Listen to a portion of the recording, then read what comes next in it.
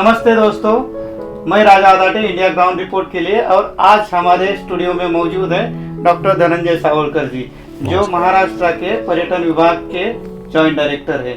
इन्होंने काफ़ी अच्छा काम किया है।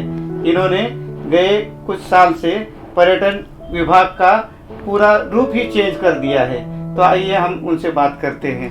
धनंजय जी, आपका स्वागत है। नमस्ते। सबसे पहली बात, आपको बहुत बधाई, बहुत सारी शुभकामनाएं। मित्रों, आपको मैं बता दूं कि धनंजय जी ने मुंबई के ढेर सारे स्पॉट ढूंढे हैं। इन्होंने कुछ ऐसे लोगों को ढूंढा है जो महाराष्ट्र के टूरिस्ट प्लेस को ढूंढ कर ला रहे हैं। इनके आने से पर्यटन विभाग में एक नई सी जान आ गई है।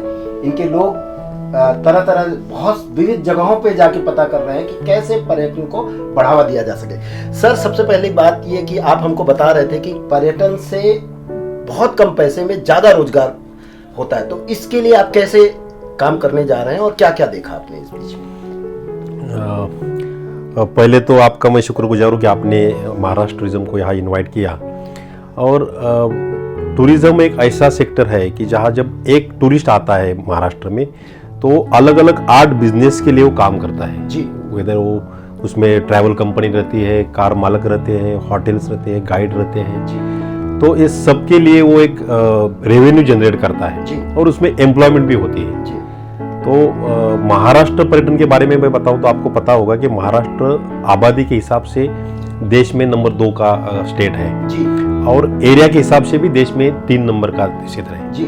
और पर्यटन के हिसाब से हम देखेंगे तो सिर्फ हिमालय का जो हम बर्फ कहते हैं जी। और राजस्थान का रेगिस्तान, जी। ये 2 चीजें छोड़ के जितने भी टूरिज्म के सेगमेंट्स हैं जी। वो सब महाराष्ट्र में।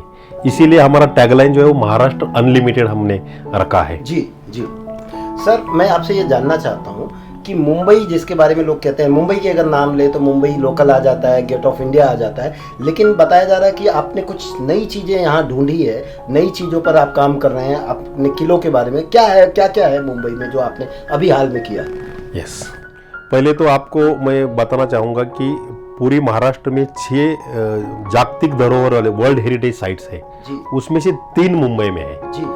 एलिफेंटा केव्स है, वीटी स्टेशन का जो बिल्डिंग है वो भी वर्ल्ड हेरिटेज साइट में आता है जी। और और रिसेंटली एक जो 18वीं सदी में और 19वीं शताब्दी में जो बिल्डिंग्स यहाँ हेरिटेज हुए पर्टिकुलरली इन साउथ मुंबई, तो वो भी वर्ल्ड हेरिटेज साइट का उसको दर्जा मिला है। बट लोगों को पता नहीं कि ये छोड़ के भी मुंबई में काफी कुछ चीजें हैं। जैसा आपने बोला कि किलों के, मुंबई के अंदर 6 अच्छे किलो है। 6 किलो? यस जी। मुंबई के अंदर गुफाएं जो कहा जाता है जी। जैसा आपको पता होगा एलिफेंटा तो गुफाएं है ही, जी। But Sanjay Gandhi national park के अंदर कानेरी गुफा है, यहाँ जोगेश्वरी गुफा है, जी। महाकाली केव्स है, पातालेश्वर केव्स है, ये लोगों को पता नहीं है जी। ये छोड़ के भी काफी कुछ है, जैसा कि वाइल्ड लाइफ सेंचुरी, यहाँ 2 वाइल्ड लाइफ सेंचुरी, एक मुंबई के नजदीक में, एक मुंबई के अंदर है। जी। मुंबई के अंदर जो वाइल्ड लाइफ सेंचुरी है उसके बारे में थोड़ा हमारे दर्शकों को बताइए कि वो कैसे वहां जा सकते हैं, क्या सिस्टम है और आपने क्या नया उसमें डेवलप किया? यस, तो जो मुंबई का जो पश्चिम उपनगर है उसमें बोरवली जो इलाका है वहाँ संजय गांधी नेशनल पार्क है जी। इस wild life sanctuary, tiger reserve भी है और उसके अंदर आप बोरवली रेलवे स्टेशन भी जा सकते हैं। वेस्टर्न हाईवे जो है, एक्सप्रेस हाईवे जो अहमदाबाद जाता है उससे एकदम नज़दीक लग के है जी। और उसमें आपको टाइगर और बाकी सब एनिमल्स भी मिलेंगे। वहाँ खुद फॉरेस्ट डिपार्टमेंट का एक घूमने का ट्रेन जैसा सिस्टम भी है जी। और हमने रिसेंटली वहाँ गाइड का भी प्रावधान किया है। जैसा सिस्टम क्या है सर, थोड़ा सा समझाइए, किस तरह की, क्या वहाँ टॉय ट्रेन जैसा कुछ है, क्या है? वो ट्राम जैसा सिस्टम है, वो पूरा घूमता है जहाँ टाइगर्स और रखे हुए हैं। एक पूरा 2 किलोमीटर का इलाका है जी। तो उसमें ओपन टाइगर्स वगैरह है, तो वहाँ पूरा एक सिस्टम से लोग आते हैं टूरिस्ट और बैठ के वहाँ घुमाते हैं। कितने टाइगर्स हैं, कुछ अगर आइडिया है तो? नहीं, एग्जैक्ट मुझे फिगर्स पता नहीं है जी। बट मेरे हिसाब से 10 से 12 टाइगर्स हो सकते हैं। अच्छा, देखिए। अच्छा सर, आपको बताया गया कि आपने अभी टूरिज्म के लिए कुछ नए युवकों को तैयार किया है जो गाइड के रूप में, वो क्या आइडिया है और किस तरह से क्या कर रहे हैं वो? यहाँ देखो कि कोई भी डेस्टिनेशन में हम जाते हैं तो उसका हिस्ट्री और उसका जो बेसिक इंफॉर्मेशन है वो अच्छी तरह से टूरिस्ट को देने का टूरिज्म डिपार्टमेंट का एक काम है जी। तो यहाँ हमें पता चला कि कई जगह मतलब स्पेसिफिक मुंबई, साउथ मुंबई में औरंगाबाद, महाबलेश्वर, पुणे, ऐसे कुछ जगहों पे ही गाइड्स अवेलेबल थे। जी। तो हमने सोचा कि जो जो डेस्टिनेशन है, हमने फिर पहली स्टेज में एक 13 लोकेशंस 13 डेस्टिनेशन आइडेंटिफाई किए जी इसमें मुंबई सबर्बन भी है, इसमें नासिक है, अहमदनगर है, तारकर्ली है, सातारा है, महाबलेश्वर है। तो वही जगह हमने आइडेंटिफाई करके उधर के लोकल युवक है जो 12th पास है, उसके लिए एक भारत में एक ही संस्था है जो गवर्नमेंट ऑफ इंडिया की मान्यता प्राप्त है, जो ग्वालियर में है, IITTM। तो उनका खुद का एक सिलेबस है, तो वहाँ के एक्सपर्ट लोग लाके एक्चुअल डेस्टिनेशन पे ये लोगों को हमने 8 दिन का पूरा सिलेबस और उनको फील्ड विजिट्स ऐसा, और उनको महाराष्ट्र टूरिज्म का सर्टिफिकेट ऑफ गाइड, तो ये सब हमने प्रदान किया। और ऐसा लास्ट फरवरी मार्च ये 2 महीने में हमने 350 गाइड तैयार किए हैं जी।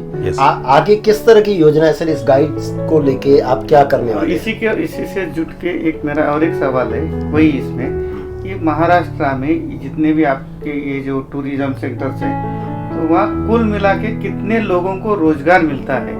जैसे भी टैक्सी ड्राइवर से लेके ऑटो ड्राइवर, होटल्स वगैरह, ये सब पूरा महाराष्ट्र के आप देखेंगे तो तकरीबन 20 लाख लोग महाराष्ट्र के पर्यटन से जुड़े हुए हैं रोजगार के हिसाब से, और इनडायरेक्टली और एक 40% लोग उसमें आते हैं। तो तकरीबन 25 से 30 लाख लोगों की रोजी रोटी टूरिज्म के ऊपर है, अभी फिलहाल चल रही है। लेकिन आप जो नई योजनाएं ला रहे हैं, जो नए नए, मैंने देखा कि आपके लोग जाके नए नए टूरिस्ट प्लेस को डेवलप करने की, उसको एक फिजिबल बनाने के लिए, आम आदमी तक पहुंचाने के लिए जो काम कर रहे हैं, आपने क्या टारगेट रखा है कि लगभग कितने लोगों को ये रोजगार मुहैया कराएं? यस, इसमें हमारी 2016 की हमने पॉलिसी है, वो 2026 तक है। तो ये 10 साल में हमने और एक 1 मिलियन जॉब एडिशन का हमारा टारगेट रखा हुआ है, और उसमें हमने 30,000 करोड़ का इन्वेस्टमेंट का भी टारगेट रखा हुआ है जी।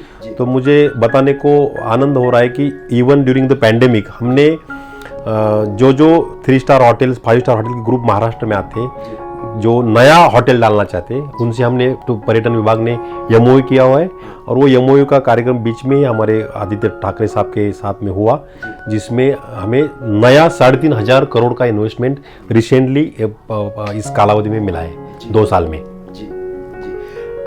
आप एक अनुभवी ऑफिसर हैं और एकदम यंग जो है आपको मिनिस्टर मिले हैं, तो कैसे आप लोगों का तालमेल बनता है? जो कि चूंकि दिख रहा है कि चीजें बहुत अच्छी हो रही है, लेकिन किस तरह से तालमेल बिठाते हैं आप लोग? गवर्नमेंट ने नया ये आदित्य ठाकरे जी ये डिपार्टमेंट के मिनिस्टर बनने के बाद कितना बजट प्रोविजन हुआ? यस, हमारा तालमेल तो हमारे दोनों मिनिस्टर है, बहुत यंग है। आदित्य ठाकरे साहब हमारे कैबिनेट मंत्री है, और आदित्य तटकरे हमारे राज्य मंत्री मैडम है जी। तो दोनों का और हमारे डिपार्टमेंट के वरिष्ठ अधिकारियों का बहुत अच्छा तालमेल है जी। और आप देखे होंगे कि लास्ट 2 साल में हमारे डिपार्टमेंट ने 7 अच्छे पॉलिसीज लाया है जी, कि जो कभी पहले इसके महाराष्ट्र के टूरिज्म क्षेत्र में नहीं हुआ था।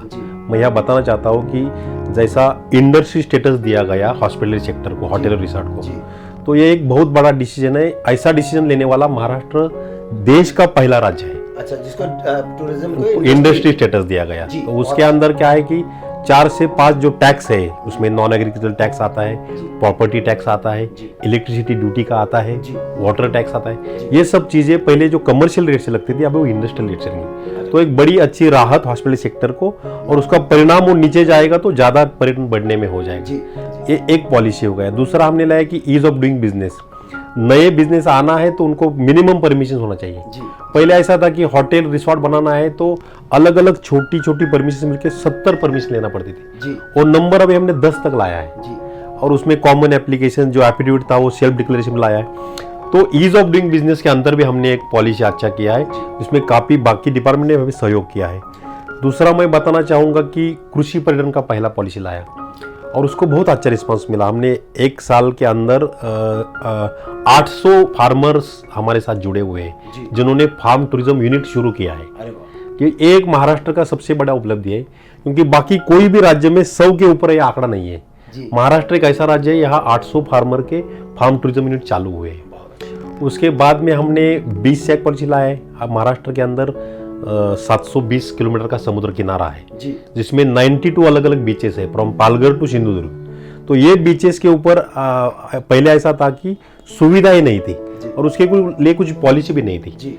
तो जैसा कि जो कोई पर्यटक आता है घूमता है तो उसको नहाने के लिए, शॉवर, चेंजिंग के लिए कपड़ा, वो सब चीज़ें, टॉयलेट्स, वॉशरूम्स, ये सब चीज़ें आपको बीच पे अभी आगे मिलेगी।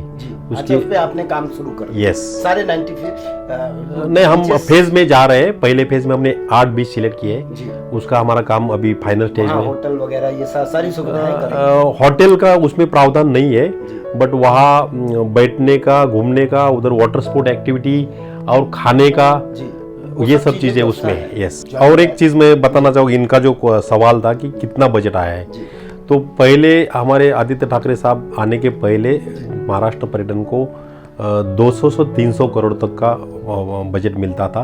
अभी अब लास्ट जो 22-23 का जो सैंक्शन हुआ मार्च में, आप देखेंगे तो महाराष्ट्र पर्यटन को 1800 करोड़ का प्रोविजन किया है, कि जो पूरी इंडिया में सबसे ज्यादा बजट प्रोविजन मिला है। और ये मैं खुद नहीं कह रहा हूँ, जो नीति आयोग के उपाध्यक्ष है, बीच में उन्होंने बेंगलोर में कार्यक्रम रखा था, तो उन्होंने वहाँ ये इंफॉर्मेशन दिया कि पूरी स्टेट में महाराष्ट्र एक ऐसा स्टेट है उनका बजट सबसे ज़्यादा है, और not only for infrastructure but हमारी पब्लिसिटी, प्रमोशन, मार्केटिंग के लिए भी अलग से 100 करोड़ का बजट हमें दिया गया है। तो ये थे पर्यटन विभाग के जॉइंट डायरेक्टर, जिन्होंने बाकायदा एक प्लानिंग की है कि किस तरह से महाराष्ट्र में न केवल पर्यटन को डेवलप किया जाए, बल्कि यहाँ के लोकल लोगों को, यहाँ के स्थानीय लोगों को एक अच्छा रोजगार मिले, ऐसा रोजगार जिसको सृजन करने में बहुत कम पैसा जाए। हमारे साथ आगे भी जुड़े रहेंगे ये, तब तक के लिए दीजिए हमें इजाजत। नमस्कार, धन्यवाद। नमस्कार।